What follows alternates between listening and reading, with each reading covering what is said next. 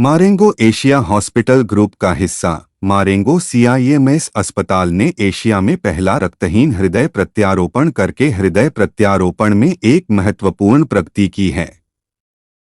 यह शल्य चिकित्सा प्रक्रिया लक्ष्य निर्देशित रक्तस्राव प्रबंधन के एक प्रोटोकॉल की शुरुआत करती है, जिससे आधान मुक्त हृदय प्रत्यारोपण होता है।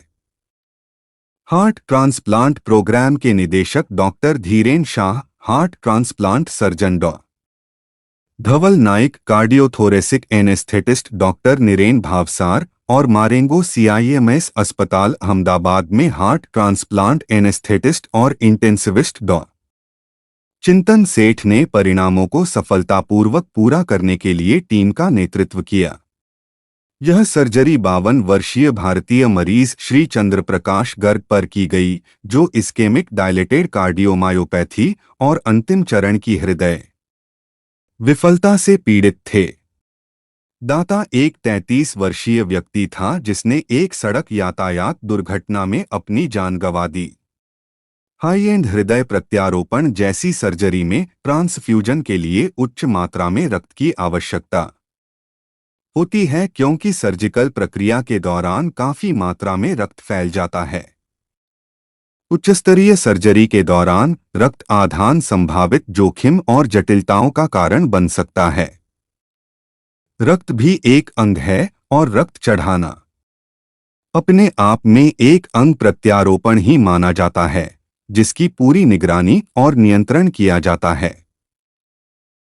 ये टेक्नोलॉजी वो है जो आर्टिफिशियल इंटेलिजेंस के माध्यम से रियल टाइम में पेशेंट केयर में पेशेंट के साथ जो उसका ब्लड क्लॉटिंग है उसको हमें रियल टाइम में दिखाता है। उसकी वजह से हम डायनेमिकली जो भी तकलीफ़ है पेशेंट को क्लॉटिंग के रिलेटेड उसको करेक्ट कर सकते हैं, ताकि पेशेंट को सर्जरी में ब्लीडिंग कम हो और ब्लड ट्रांसफ्यूजन की ज़रूरत न पड़े।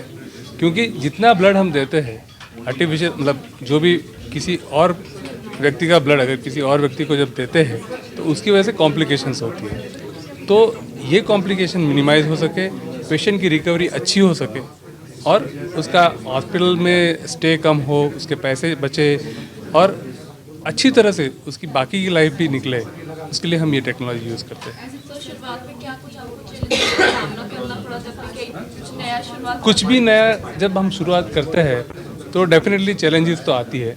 सबसे पहले चैलेंजेस आती है कि उस चीज़ को समझना, फिर आता है कि उसको एक्सेप्ट करना और उसको एक्चुअल में क्लिनिकल प्रैक्टिस में उसको इम्प्लीमेंट करना। तो उसके लिए हमने अच्छी तरह से ट्रेनिंग की, उसको समझा, उसके लिए हमें प्रोटोकॉल्स बनाए और उस प्रोटोकॉल्स को हमने फॉलो किया।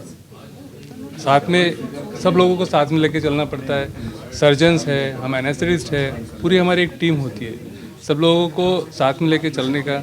और फिर उसको तब जाके 6 महीने की मेहनत के बाद ये आज हम सफलतापूर्वक कर सके।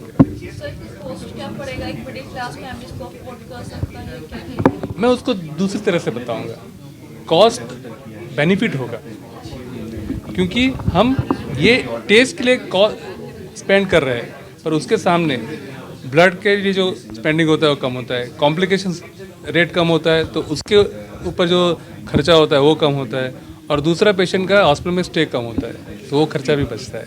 तो ये कॉस्ट बेनिफिट है। ऑल ओवर इंडिया कब तक आ जाएगा, क्योंकि अभी कुछ हॉस्पिटल्स में किया जा रहा है? मैं तो चाहूँगा कि जितना हो सके उतना जल्दी आए, बट जितना अवेयरनेस इस टेक्नोलॉजी का बढ़ेगा उतना जल्दी आएगा। जितना जल्दी आ सके वो पेशेंट के लिए बहुत ही अच्छा है। Thank you sir.